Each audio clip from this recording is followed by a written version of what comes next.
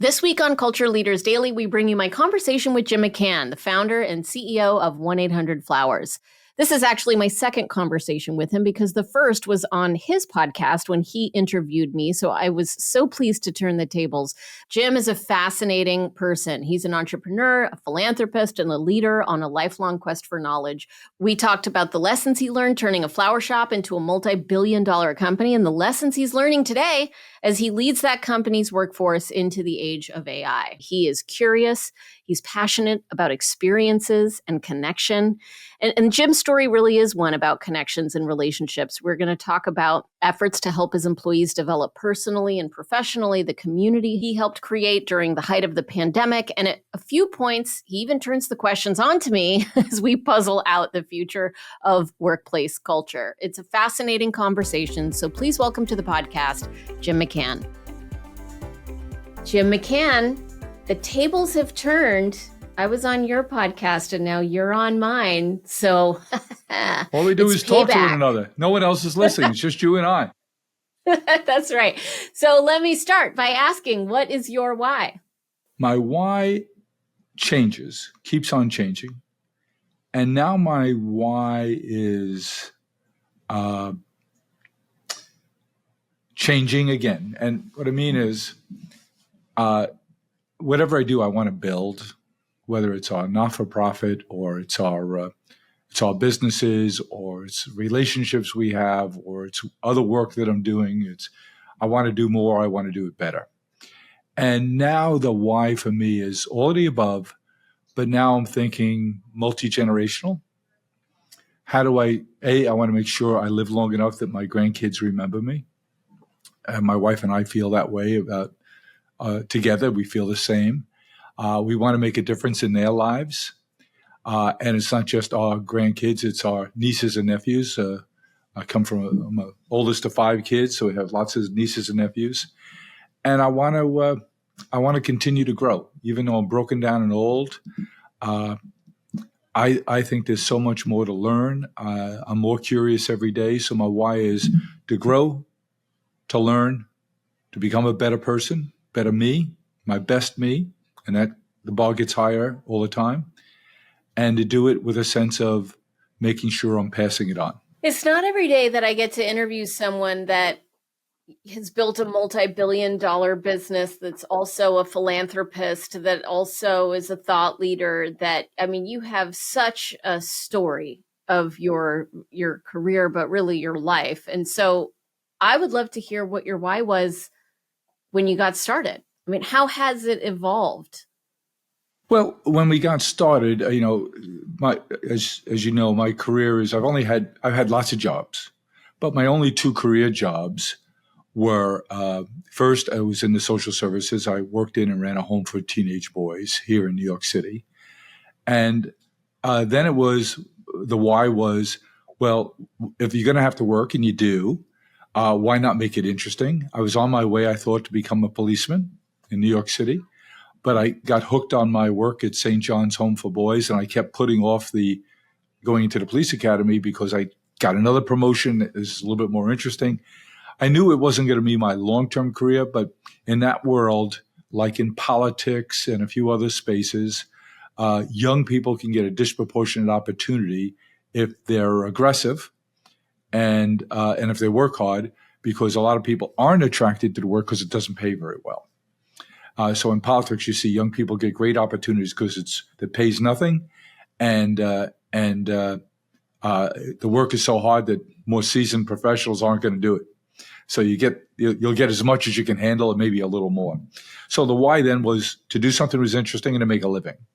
And then when I sashayed into the retail floral world, it was to make a living. I married young, we had kids young, and I didn't have the academics or the good educational experience in toto to get into a big-time job in a big brand name company. So my path was by default and by aspiration to be more entrepreneurial. By the way, not a word we used back then. It was small business. And so I thought that would be my path. My dad was a small businessman, so I worked for him growing up. He was a contractor, a painting contractor. So I knew the world of small business. So It's what you're exposed to. And I was exposed to civil service. I was exposed to small business and civil service like the police department, but not to big business. So my why was to make a living, to do well enough that I could build a business and provide for my family. Then it evolved to trying to build the best company I could, to be the best florist I could be. So it's constantly evolving. And then after you have some degree of success and you're not worried about the basics, putting food on the table, paying for education, then you can dream a little bit bigger about how can I make an impact? How can I do things that are more fun and more interesting? How can I get to meet more interesting and smart people that I can learn from? So the why continues to evolve. It's nice to have optionality, though. It's interesting because when I was talking to Paul on your team about you, and I said, what really moves Jim? He said, connections, making connections and experiences too.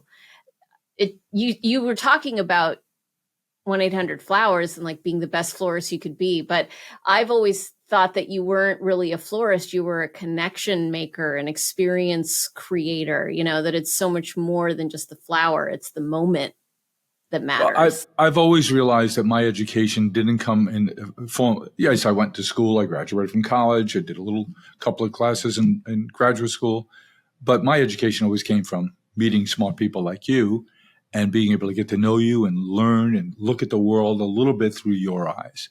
So I'm a one-on-one learner, and it's always been about relationships and connection. So even when I was working like an animal in our shops, running our shops, when I didn't have as much opportunity for connection outside of our world, I still crave those opportunities, whether it was a customer.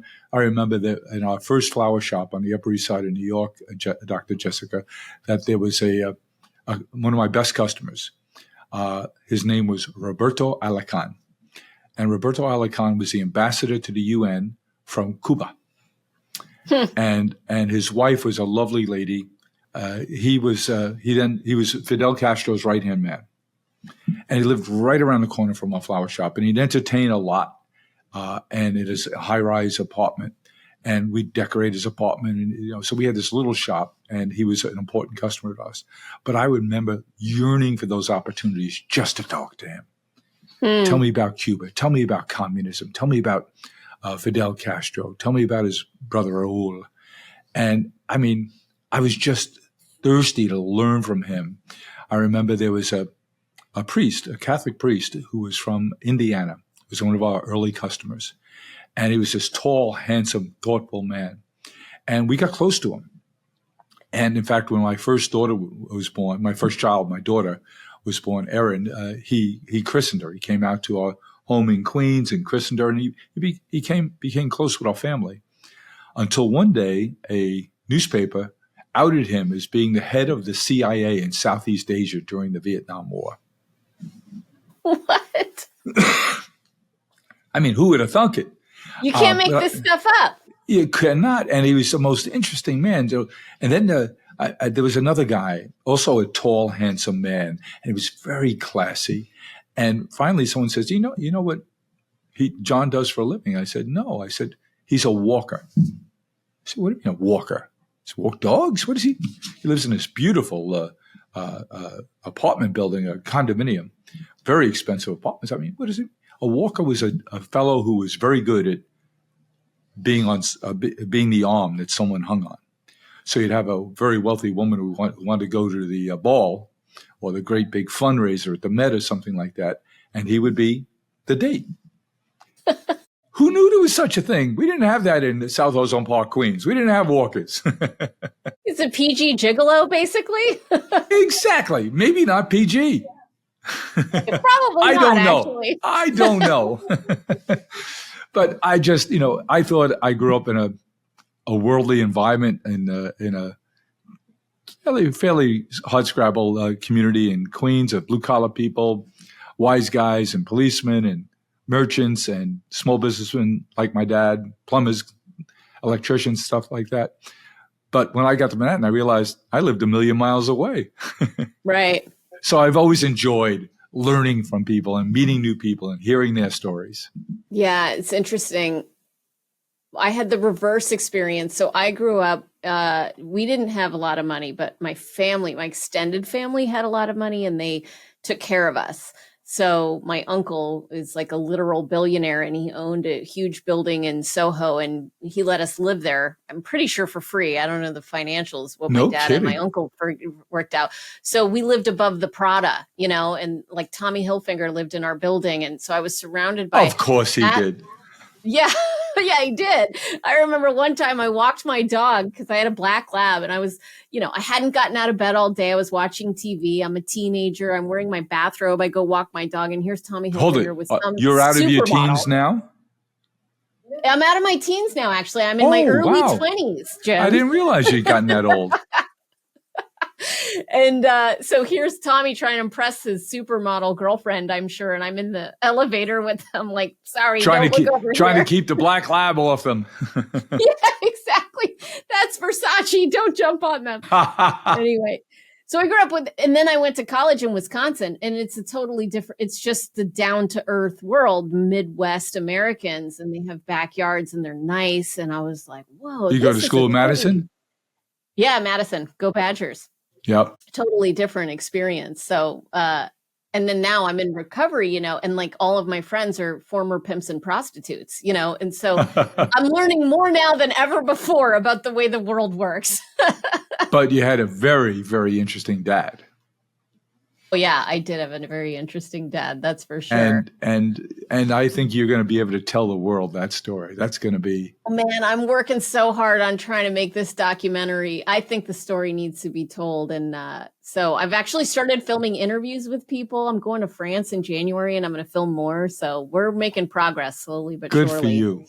Yeah. I can't wait to see the product. Knowing the story, I just think the first time I heard it, you just blew my socks off. I'm going to invite you to the premiere for sure. Good. We'd love to be there. So, okay, if I'm someone who has worked for Jim for many years, how do I describe you as a leader? How would your team describe you, you think? Well, I don't know for sure, but I'll tell you what I hope. I hope they'd say, I'm not the easiest person in the world to work for because I expect a lot. I demand a lot. I work hard myself, and I expect the people around me to work hard. I expect them to care. But I want to be, our environment, I know they would say, is collegial, fun. We like to enjoy ourselves. We like to have a good time. We work hard. But the other part of it that I'm trying to make sure I emphasize as a company now, because I think we're on the verge of, I know we're on the verge of some major, major disruption.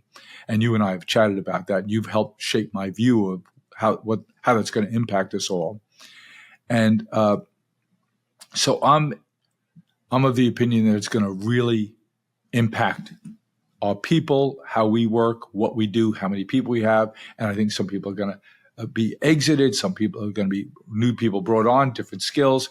I want to be sure that I think I've done it in the past, but I want to be even more certain in the future that the people who work with us know that we know that there's going to be disruption. And toward that, we're going to be investing in you personally and professionally to help you to be your best self. So what I hope is that when you interview someone who worked for us 3 years ago or has been with us for 30 years, they'll say, expect a lot, they demand a lot.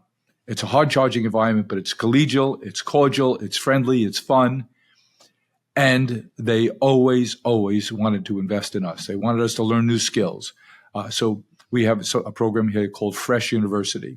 And I just an hour ago arranged for a new curriculum on all around AI to make sure everybody, no matter what your role in the company, is exposed to AI, has a good sense of how it should change their world, personally and professionally, how it should change the job they do, what they do, where they spend their time.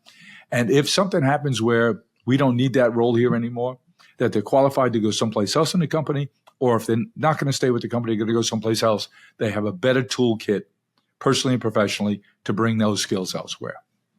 Because I think this is going to be the disruption of my lifetime, and it's going to change so many things so quickly that only those who are prepared are going to benefit. I want to hear more about that. But I think what you're doing is demonstrating, my TEDx talk was how to get people to give a shit. And the answer ultimately is you have to give a shit about them first, right? You lead by example. If you feel cared for, you will care more about meeting those high expectations because maybe you expect a lot from them, but you also give a lot. And that's where the give and take balance gets found. And it's a win-win for everyone, because also what CEO wouldn't want a team full of people that really care about their jobs? Of course, that's the alternative is you have a bunch of unengaged people that are totally checked out and they've quiet quit and they're not really contributing anything. So I know you see that, and you see that all the time. Yeah.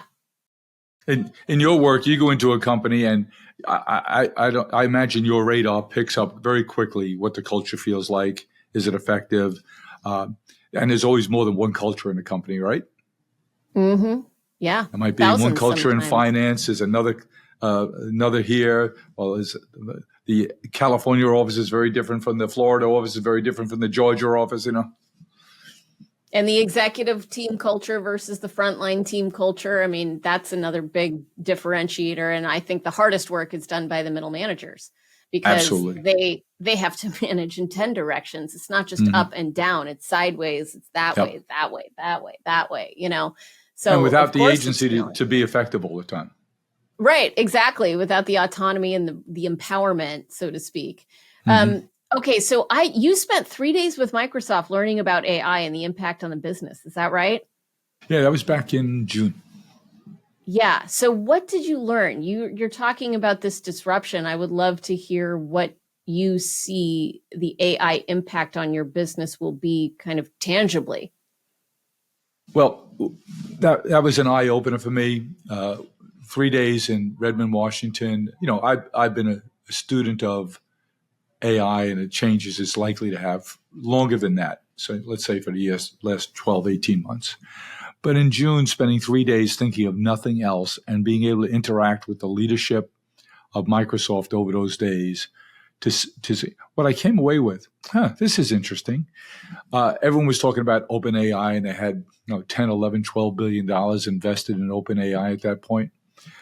But what I realized was that they didn't expect that OpenAI was going to be the be-all and end-all. It was an LLM that mattered. They were very happy to be partnered with them, to have invested in them.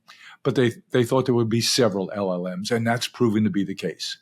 And some would be better at some things, some would be better at other things, but there'd be differences and nuances, and they will all matter. But what they were focused on is building the picks and shovels that we would use. And what I came away thinking was, Microsoft, this enormous $3 billion company, was in the process of digitizing, AI-ifying themselves, productizing that, and selling it to us. And so I said, well, what I realized is if you have Google and Meta and Salesforce and of course Microsoft, all these big multi-billion, trillion-dollar companies, all sucking up the best AI talent out there, that we couldn't do it on our own. So the real challenge for us was, how do we pick the right partners that we had a relationship with, that we thought got their part of it, that we could ride their coattails, and then do what we could do to implement on their technology platforms and stacks what we could do. So that was transformational for me. And to see, wait a minute, so that impacts how we do what we do, is how do we mimic Microsoft in our little world? In other words, if we're using their tools, how do we customize the capabilities we buy from them to impact our world? And how do we productize that someone else could use that? So will there be a downstream revenue stream opportunity for that work product? Don't just think about doing it ourselves, which of course we are, but how does the work we do ourselves mimic with Microsoft to create another revenue stream opportunity? So the other thing was, a very thoughtful guy there asked me this question. He said, Jim, your kids were not born digitally native. I said, no. They were young, but they became digital. But your grandkids are born digitally native. Absolutely. And he said, be prepared for the AI native company. What do you mean? Mm. He said there'll be companies that are born in the next 3 to 5 years, between now, 3 years from now, and certainly about 5 years from now, that start thinking AI first. So unlike us, they're not going to have 130, 150 people in the finance department. They'll have 3. They're not going to have 25 people in the legal department. They'll have 1. Yeah. They're not going to have customer service agents. It'll all be AI and voice interactivity. And so unlike us with FTE of 5,000 people, they'll have 250 people. And so that gave me another reason to skip sleeping at night because I haven't been able to since.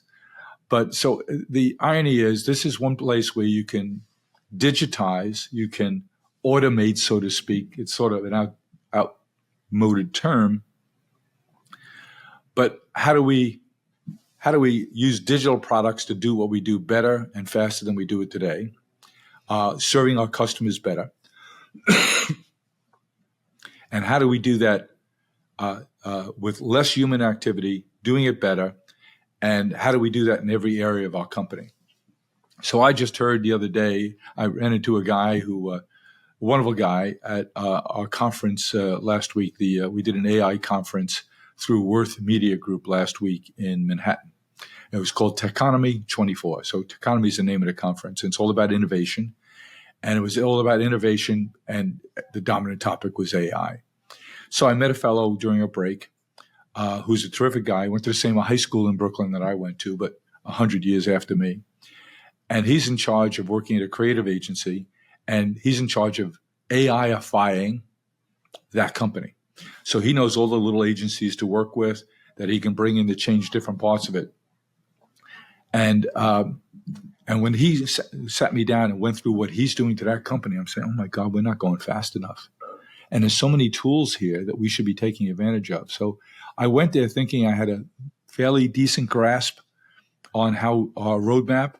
And after a day at Techonomy 24 put on by Worth Media Group on East 14th Street next to NYU on Tuesday, I didn't sleep that night either. And I realized we have to go faster. We have to go faster. But isn't there so much more than just going faster? Because we have to go faster is that frantic energy that can give us sleepless nights, right? I mean, it's not just you going faster. You got to bring 5,000 people along for the ride. So that's culture change. That's adaptability. And that's really about mindset. So what is your secret sauce to doing that? Working with someone smart like you who understands culture and understands how to get a team to understand that we can't go sequentially. Yeah. We've identified, let's call it 20 different projects that we have to digitize. And we had a meeting about a month ago and we said, where are we on this? And he said, well, we got the one big project going and we'll finish that up early next year, and then we'll look at what's next on the list. And I realized, oh my goodness, we have to go parallel. Yeah. So the cultural question I have for you is how do we change how we do things so that all technology is not led by technology? Right. That we empower the managers of each, empower and charge the leaders of each of those functions to say it's not up to technology to come fix your department or your function or your area. How do we make available to you a centralized set of tools and knowledge that you can tap into to re-engineer yourself, because we can't wait for technology to get to you. We have to make it available to you so that you re-engineer your function. And we have to have communications and a culture that embraces risk, embraces change, and breaking eggs, because we don't have the luxury of being sequential. That's exactly what people struggle with, is if culture is how people think and act to get results, which is what we define it as you know. Leaders are really good at Leaders are really good at figuring out what the results are that we need to achieve. You have to digitize, you have to go into the AI world, you have to transform the way the business is being run, right?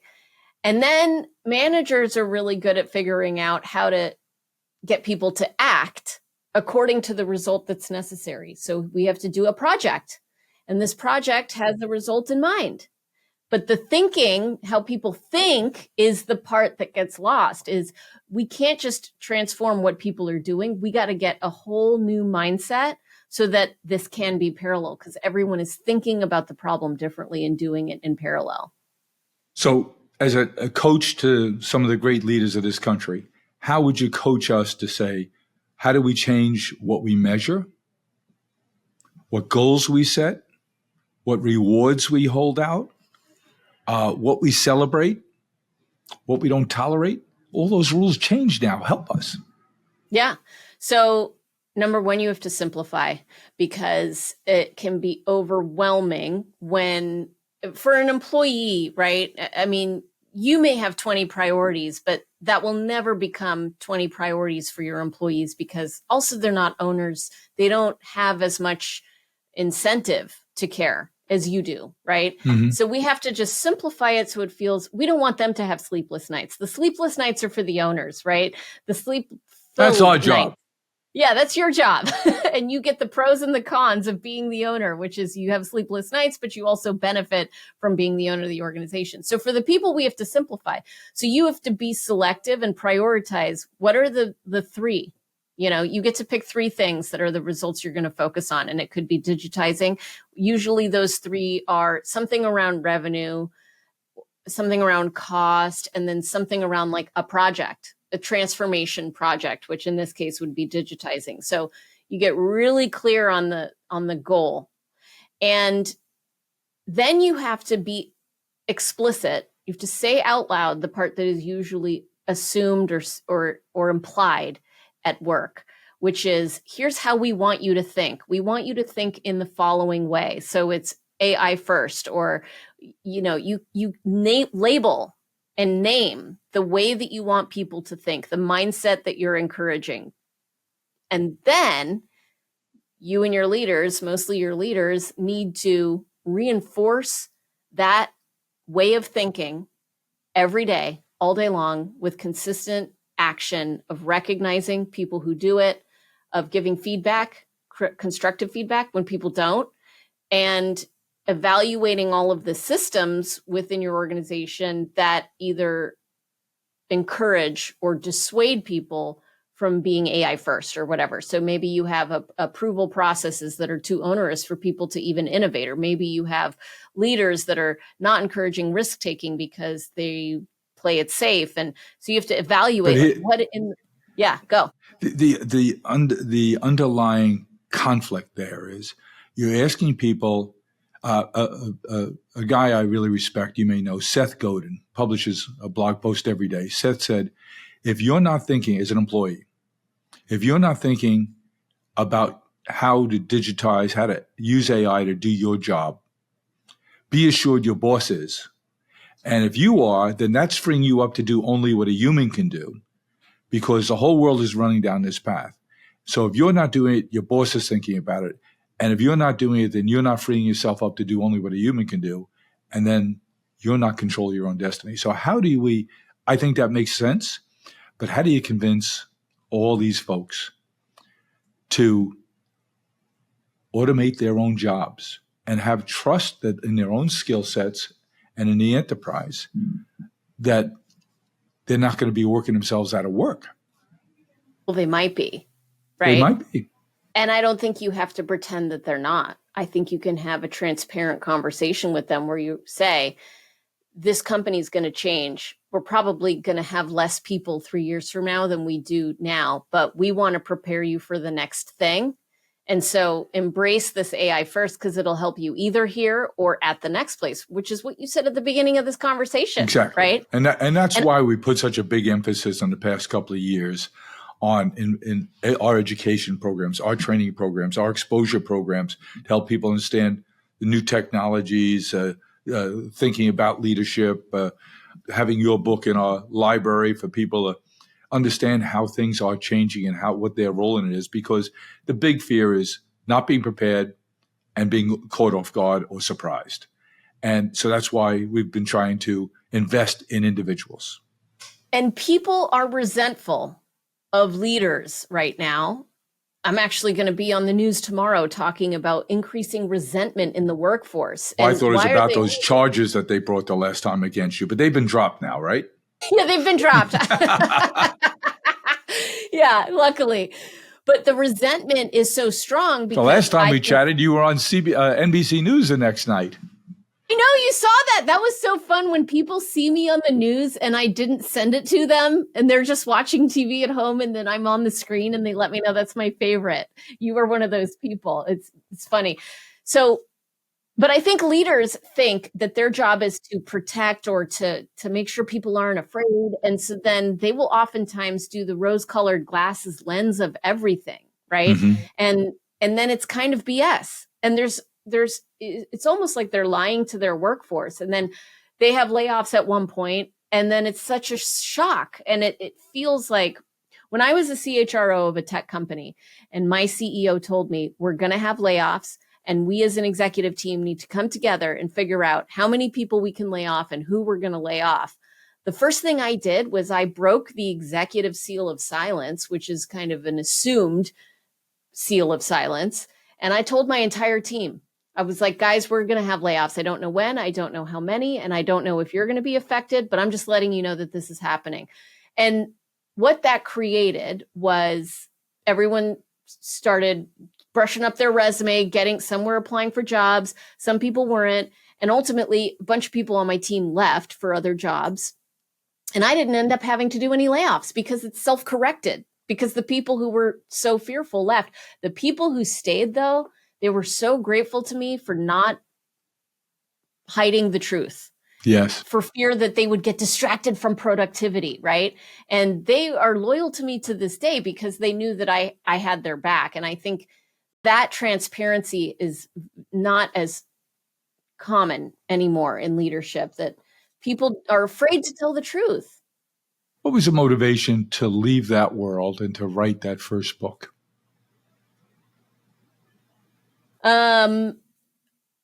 Frankly, I worked for a guy who was making toxic, like unethical decisions. And so I left. I loved that role, but the person was playing with company money in a way that just, you're not allowed to play with company money in that way. And I felt like inauthentic working there because I was talking about culture and we were selling a culture thing. And so that was the motivation there. I feel like authenticity for me, I don't even know how to be inauthentic, because as soon as I am, because I can be inauthentic, but Because once you become a chief human resource officer in a tech company, that just seems like you're going to work for 3 or 4 or 5 different tech companies, increasing in size and stature. That would be the career path. And you blew that up.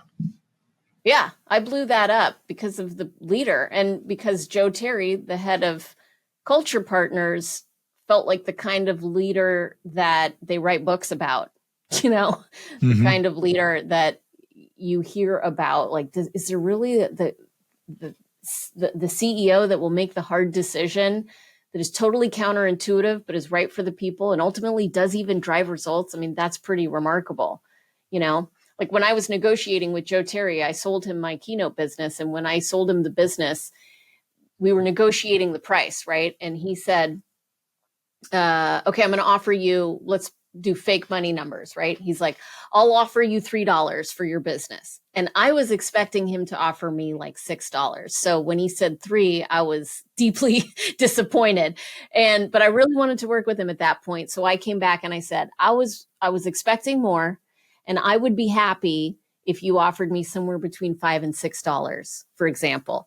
And he immediately, without thinking about it, responded and said, okay, great, let's do 6 then. And the thing I noticed in that moment is I told him I would have been happy with 5. He could have said, okay, great, let's do 5. And I would have said, great, let's do it. But he jumped to the higher end of my bracket, right? Which is so unusual. So unusual in a negotiation. I thought he got confused almost. Like, did he mishear me? And so late, I accepted 6, and then I started, and then we came back later and I said, so when I said I'd be happy with 5 to 6 and you said 6, what was that about? And he said, I wanted you to know that I was all in on you so that you would be all in on us. And I mean, the amount of discretionary effort that he got out of me for probably 2 years, just based on that $1 that he offered me more. I mean, there was an ROI there, and it's a counterintuitive leadership decision there. So I wanted to work for a guy like that. That's why I want to work with you. I want to work for a guy like you. You don't want to jump into that ship. Can we talk about Lodestar? Sure. What motivated you to write another book? The why. I didn't start out with the thought of writing a book. What happened was at the very beginning of COVID, we didn't know what was going to happen to our business. When we were all going into lockdown, and particularly here in the New York area, kind of severe lockdown. I'm involved with the local health system here, which is probably the top health system in the country now, NYU Langone Health System. And so we were having every few days a board meeting and, remote Zoom and Teams board meetings. And I'm hearing what's going on, how we're overwhelmed in the hospitals, and you got all these frontline workers being selfless. It was tense as can be. About a month later, I'm reading, someone sent me an article out of Psychology Today that this crazy psychologist had written about how he thought, and we understand, we realize that we're not in the flower business. We're not in the food gifts business. We're in the relationship business. We're in the business of helping our customers, our community members, have more and better relationships in their life. And sometimes that involves them sending a gift to somebody, whether it's a floral gift or it's a Harry and David tower of treats, or it's a Wolferman's set of English muffins, or it's a popcorn factory tin of popcorn. It's all gifts to help you to express yourself and for required gifting occasions or just to express yourself. And he wrote this article on how he anticipated that COVID was going to impact our relationships, our deep personal relationships. Mom and dad stayed away that you're not going to be able to see for a while. You don't know how long, and you're not going to be able to get to them if they need you. So very serious and intense relationships, or a casual relationship like you have with your regular barista. You may not interact with him a great deal, but he gives you a nice smile, hello when you come in, and even if he didn't wait on that day, he gives you a wave. On those little micro contacts too. And I thought it was a brilliant piece. And his name was Dr. George Everly, and he's on the faculty of Johns Hopkins in Baltimore. He's on the School of Medicine faculty and on the School of Public Health, the Bloomberg School of Public Health faculty. He's a brilliant man. And so I wrote him a fan letter. And the fan letter said, that I thought his observations were brilliant, and they've really shaped how I'm behaving and how I'm acting and how I'm thinking about our customers and our relationships at work and how they're all going to be impacted. Thank you for writing this, and I hope we have occasion to talk someday. And he wrote back to me, he said, well, I'd love to talk to you. I'm not quite sure what you want to talk to me about, but so I said, well, let's get on the call. And that began a friendship. It didn't start out right away as a friendship. And we created something called the Connectivity Council.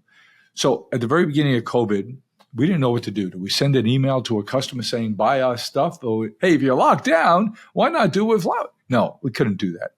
So a young lady, Meredith Weinberg, who was my chief of staff at the time, said to me, Jim, why don't you just write a letter to our customers, how this is impacting us, how you think it might impact them, and let's not ever try and sell anything. So we started writing the Celebrations Pulse Sunday newsletter back in late March or April of 20.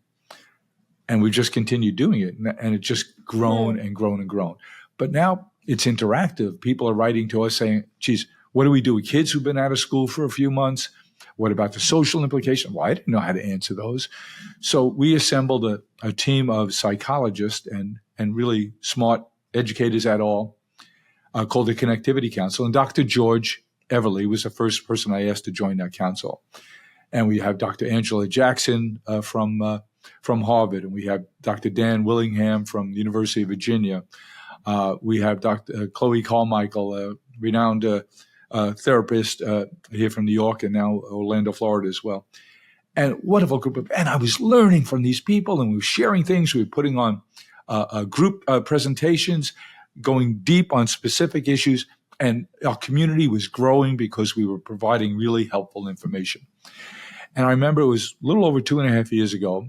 My wife and I were in Florida for the weekend. Dr. George calls me, and I have him on speakerphone, and it's just my wife and I in the car. And he says, Jim, I'm loving the work we're doing together. We're really doing exciting and meaningful work together. And he says, you're passionate about it. It's clear to all of us. He said, I have a suggestion. I said, what's that? He goes, why don't you and I write a book about this? And I looked at him. I didn't look at him. I looked at my wife, and she's giving me those evil eyes. Like, I think you're way overcommitted now. I don't see time for a book in your game plan. So I immediately said, George, I'm flattered. I'd love to do it. And she hit me, and the bruise will clear up pretty soon. That back end is pretty tough of hers, So it's almost healed now. But that's how it happened. And I was so genuinely flattered that this genuinely brilliant man, who's become a good friend, a man I love, admire, and respect. And so it was an excuse to work with George. And we did. It took us 2.5 years. The work sessions were intense and so good. I started recording them because I couldn't absorb it all. 2-3 hour work sessions at a time was just terrific. But it changed me as a person. I learned so much working with George. So this outcome, Lodestar, is a byproduct of our work project together. And it was a work of passion for me to get to learn from one of the most brilliant educators, researchers, and psychologists that's ever lived. But let me tell you a little bit about this man. And a story I only heard within the last month or two from him sort of epitomizes George. George was born with severe dyslexia, but not diagnosed. And he had ADHD very severely, undiagnosed. Lived in a bucolic small town in Maryland. And in his junior year, he wasn't doing well in school. He couldn't read, and he didn't know why he wasn't doing well. But his guidance counselor called his dad in his junior year and said to him, a word of advice here. George isn't going to make it. I'm not sure he'll be able to graduate from high school. He's certainly not going to college. So my suggestion is you get a head start on the rest of his graduating class and try and find him a job. Maybe in a trade, maybe in a factory, but he's okay. He's a nice enough kid, but he doesn't have it. And George's father told him that story that on the day he received his first PhD. Wow. I got goosebumps. I did too when I heard it. And he said, Dad, why did you wait these years to tell me that? And his dad was a good man, a learned man. He's a CPA. He's a business analyst and consultant and accountant and a musician. And he said, because, George, I didn't want it to become self-fulfilling. George is, I think, 3 PhDs now. He's taught at Harvard. He's taught at Johns Hopkins. He's, by the way, Lodestar, working with him. So I've been a fan of, by the way, his 29th book. A kid that wouldn't graduate from high school, a kid that couldn't read until he reprogrammed his brain to be able to read. He told me the story just recently that when the manuscript was done, the publisher sent it to both of us and said, read this in a very detailed fashion to proofread it to make sure it's absolutely correct. And he just wrote back, do you have any idea who you're talking to? I can't read. But he's made himself an expert on PTSD. He's worked in 40 different countries, teaching first responders how to deal with stress, how to deal with the stress of the people they encounter.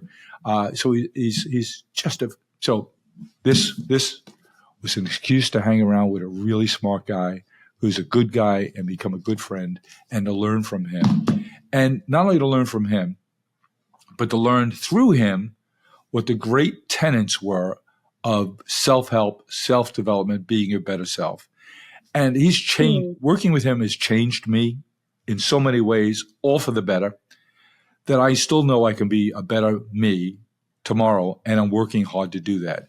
And working at this exercise of developing these 10 pillars of personal development, looking at the great works that are out there, because I don't want to say, oh, we have the great answers. No, but there are other people who do. And we want to show you what the commonalities are there so that you can then decide. There's 85,000 books in print on self-help. They're not all great. Only 85,000? 85,000. It's a $10 billion industry. Yeah. But not all of it's great, Dr. Jessica. Not all of it's great, but some of it is. And we started way back with the Bible as a self-help book and the works of Aristotle. and the current things. Terrific work like James Clear, who 5 years ago came out with the Atomic Habits. And there's just so many. And we cite 100 different books that we think are worth reading and knowing and studying. But we give you the foundation, so when you are looking at those great works, you have a foundational understanding of what they're building on for you. So I think this is a great book for a graduate, high school, college, PhD program, because you just got your formal learning under your belt, and now you're going to go into your day-to-day learning, and this will be a great tool. And it's not something I expect people are going to sit down and say, well, I'm going to spend this weekend, I'm going to read this whole book. Some people do. But I think digesting it a chapter at a time with the sightings that we have, with the summaries, with the real-world experiences of other smart and good people that I've observed who put these principles into play in their daily personal and business lives will give you something interesting to talk about with your coworkers, with your friends, with your family. And by the way, my family's subject to this all the time. They're starting to run when I pull this out now. Okay, so give us a sneak peek. What is the number one lesson that you learned in writing the book? I think the number one lesson I've learned is watching George realize that we can change who we are and that our brains are learning all the time. Yeah. Whether we like it or not, they're learning and they're adapting. And whatever we do regularly, they get better at. Our brain gets better at. So if we're very good at worrying, we get better at it. Yeah. If we're very good at feeling anxious, we'll get better at it. If we're very good at avoiding tasks, we'll get better at it.